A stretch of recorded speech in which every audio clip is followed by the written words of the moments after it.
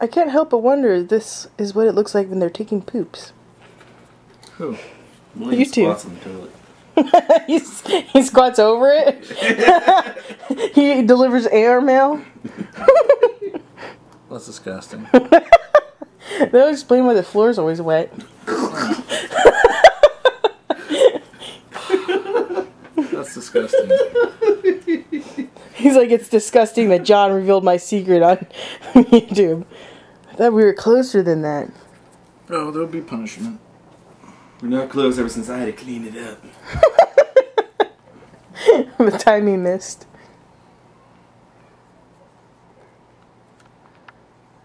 I He had didn't anything for it. He would not love me. He had a premature landing.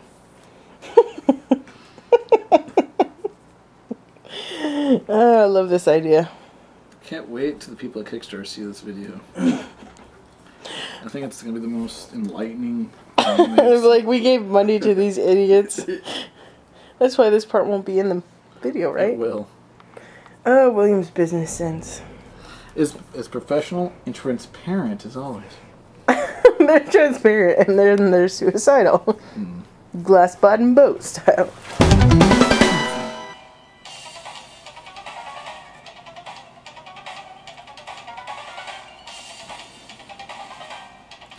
Man, that should have worked. Oh, I know what he did wrong. Dirt.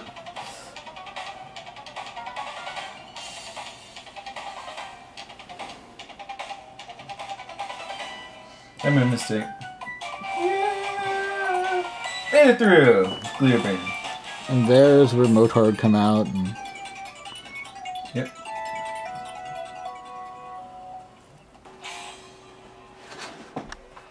And we're back.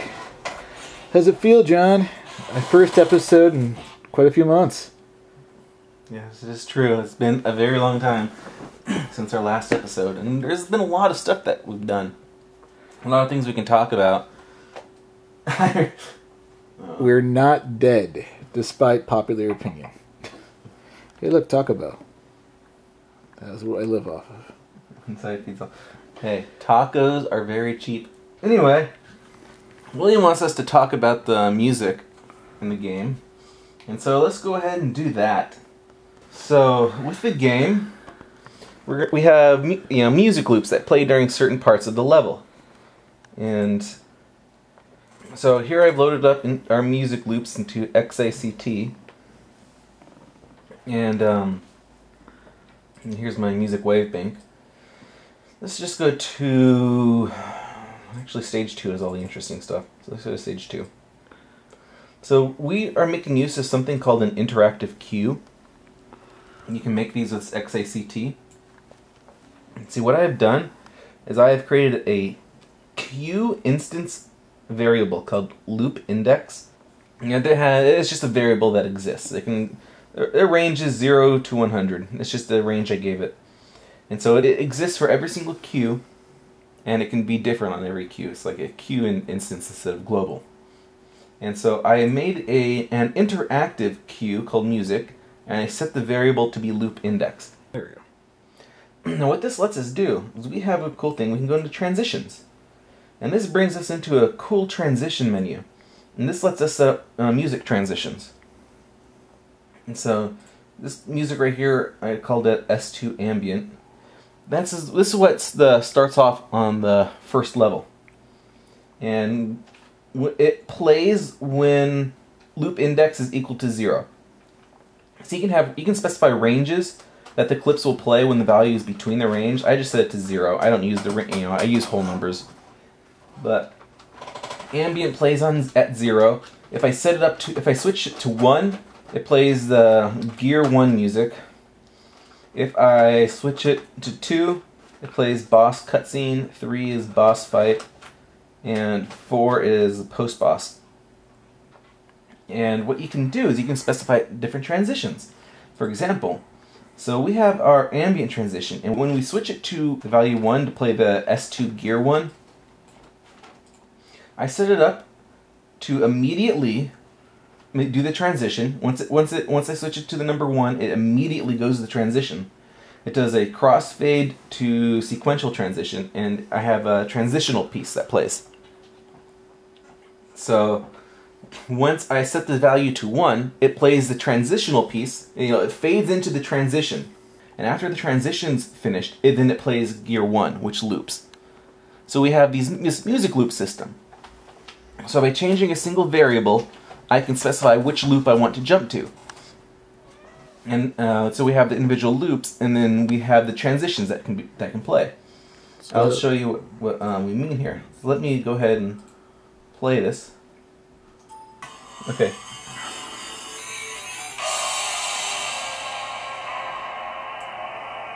So it's playing the ambient music right now. I'm just going to loop on that because the value is set to 0. And I'm just going to switch that and set to 1. So cross-faded into a transition, and it's going to play a loop now.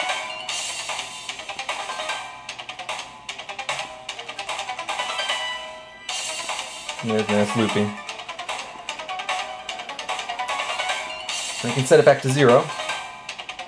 What?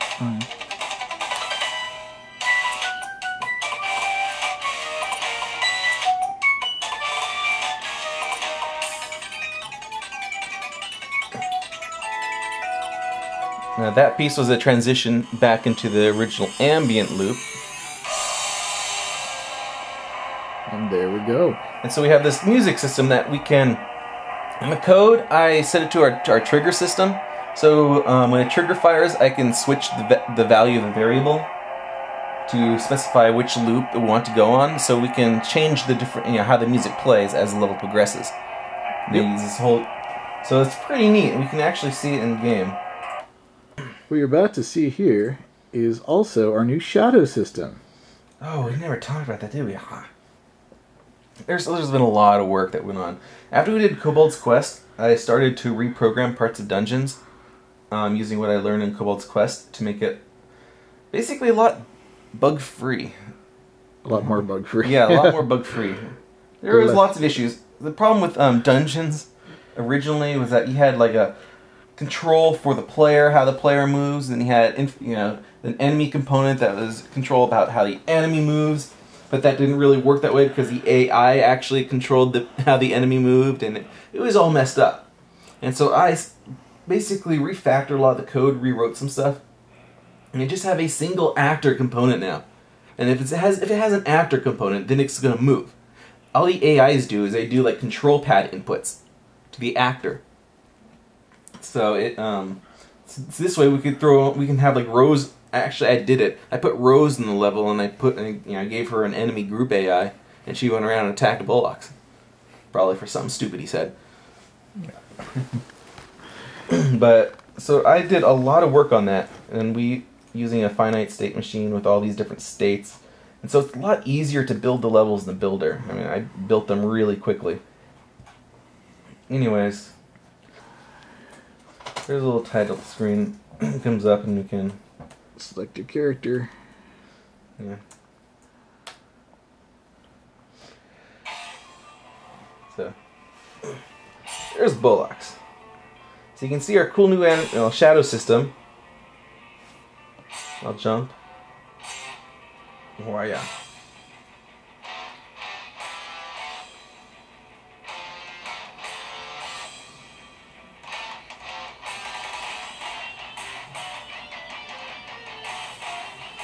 Yeah, it doesn't look right. But, What's what? there's nothing. So we have our new stuff in the frame per second counter. Kind of shows over it, but it's there. New HUD. I'm going, yeah, new HUD. I'm going to go attack these guys now. Ah. And Gibbs are back.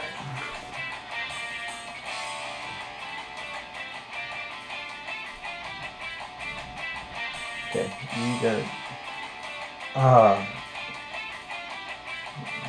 Yeah, camera has an issue still. Yeah, there's camera bugs we need to get rid of.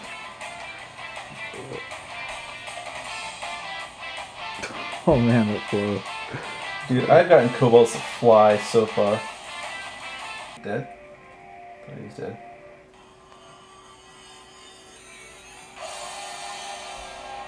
And then we have gears.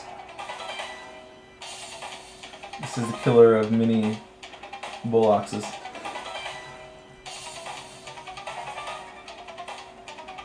And Kobolds combined.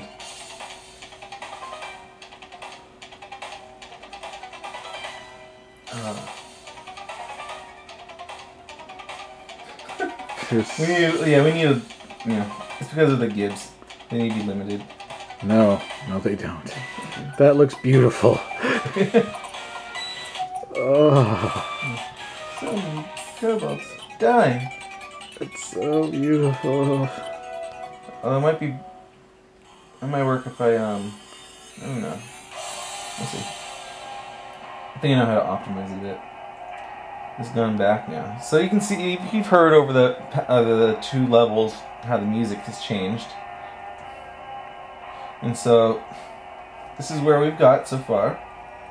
We also have a whole new animation system I'll show you. I rewrote the way the animation scripting works. So you'll probably remember the way my old scripts were. Let me find here's our old animation scripting system. As you can see, frame 0 specifies timeouts, forces attacks and things, and so this is the frame. This is what happens. It was a very simple system. It just went through line by line, and it did basically read up to the space. What was his command? Big switch statement on commands, and so it was pretty simple in the way it worked. The on attack button stuff is kind of a little hack. But that was our old script system. I went ahead and I rewrote our scripting system. So this is how Bullock's attack looks now. Now it uses a C-like scripting system, complete with functions and return, function parameters and return variables. And it has variables and everything. So we have, this is a exit. This gets called when you leave the attack state. And when you leave the attack animation, it calls the exit function. This sets it so the attack callback, it sets it to null. And so if you didn't set it to null, then it could, it could mess things up. But frame 4, it can set forces now, creates attacks. So this is frame 9. If it's not a player and they can continue the combo, like can continue combo asks the AI if it can continue combo, then it's going to go the attack function, attack CB1, or else then it's going to set the attack callback and it's going to set a delay. And so this is exactly, and this has everything the old language had, except it's an actual C-like language now. We can do some pretty advanced stuff with it, which I have already done. Such as? Look, here's the jump. Here's the main function that gets called before it does any of the animation. This is how I do like a little jump cancel, because, for example, as you can see on frame 3, this is where it applies the jump force, because the jump is actually it's only applied in the animation, and so this is what actually launches them in the air. This 35, it's giving you a z velocity of 35, and that only happens on frame 3. And so what happened to a lot of people, like you try and do a jump attack really quickly, hit jump and then attack, and you only do a normal attack because you hadn't left the ground yet.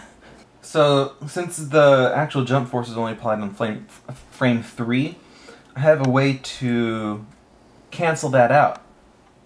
So I can set an attack callback, that just calls the attack cancel, which basically just calls frame 3, which I didn't even need to do that. I could just hit frame 3. Anyways, so what this can do is, if you rapidly hit jump and attack, it just automatically launches in the air so you can do your attack.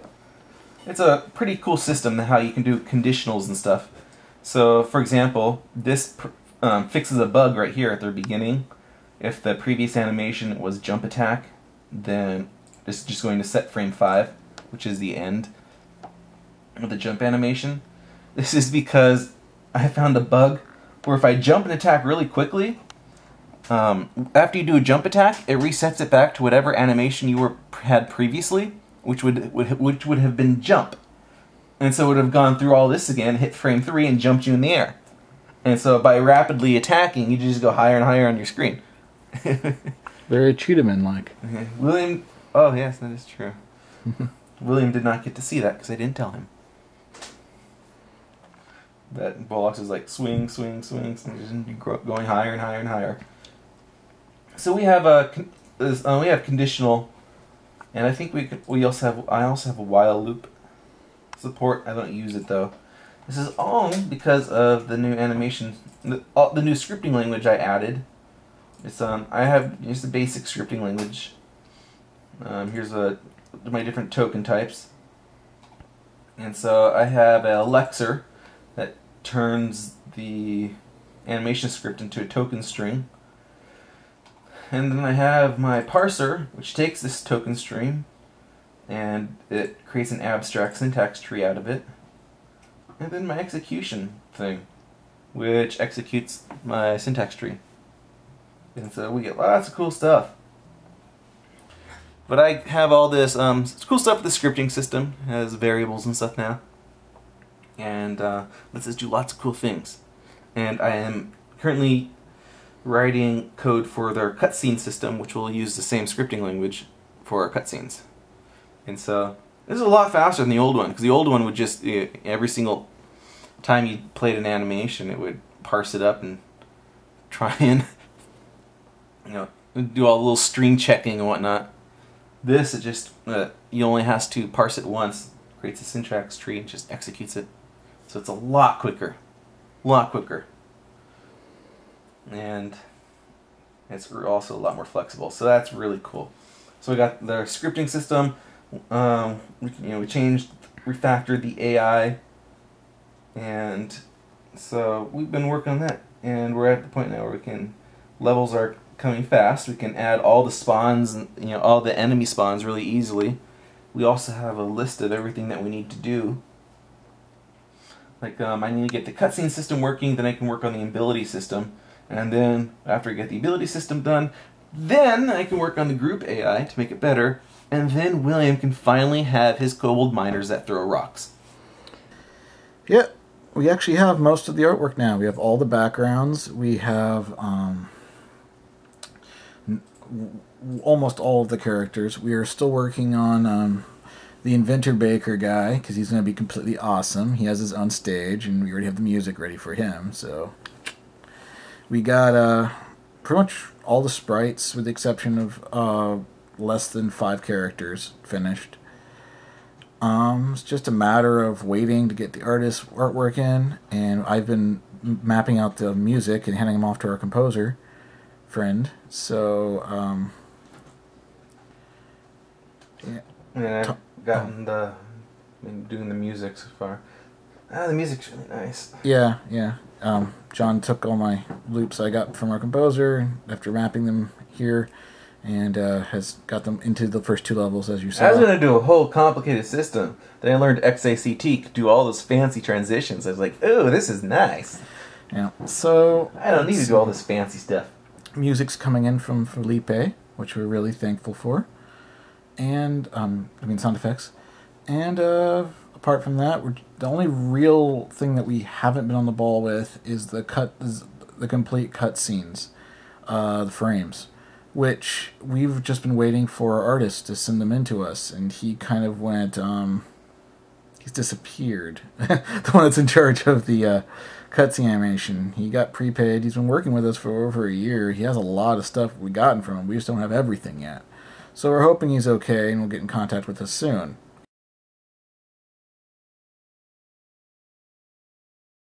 Oh, we got Gleobrin working. You want to see that? Yeah, Gleobrin's working. Still think we have to add splash damage. Yeah, he doesn't have splash damage yet. I should add that. Yeah. That's the only way he's playable in my book. William can't use him. He doesn't have splash damage yet, and so he gets murdered by everything. Rose is the easiest character for me. Danielle thinks Bullocks is the easiest character. No. Rose is probably the easiest. I think Gleobrin's easiest. Impossible. It's Gleobrin! Yay! So he has a little fireball. Fireball! There's 3 fireballs, and they get progressively bigger.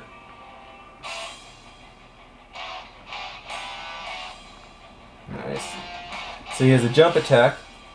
Gleebrin's the only person who can like turn at will.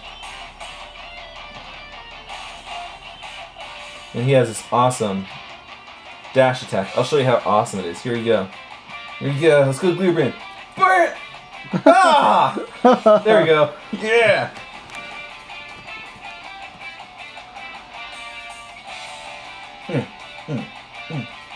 Oh.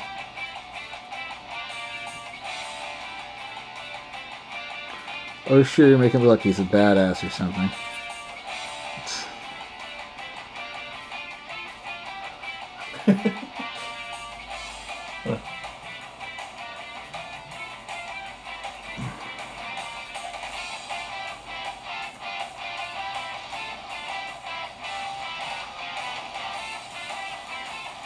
Oh.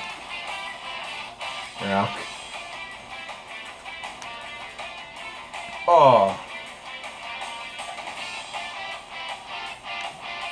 Yeah, there's his HUD, by the way. It's pretty sweet. Oh yeah. Bam! Spamming them with fireballs. Yes! Keep away! Keep out. I like his little underwear run. Wearing little boxes.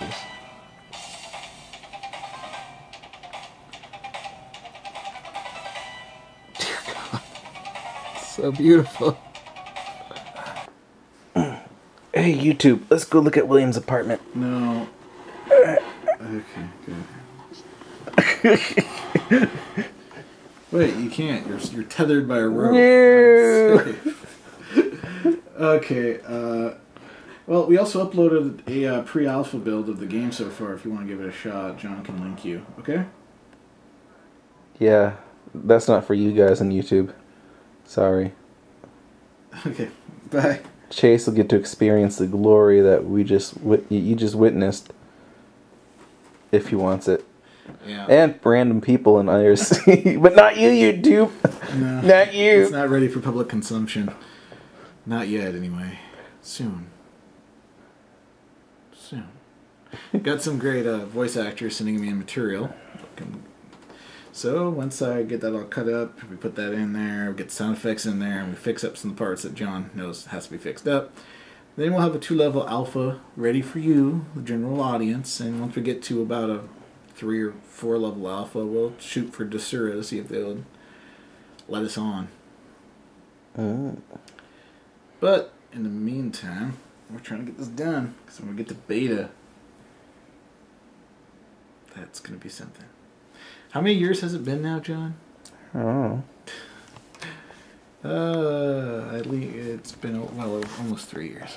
Almost 3 years, yeah. It's very close. Since we've been in production. William's gonna hit 50, and we're gonna have like level 6 done. Oh, God. Almost 30. I'm old. Been through it all. Atari, Nintendo, Big Sega. 3-0. Yeah, I'll be the second member of our team that's reached that number.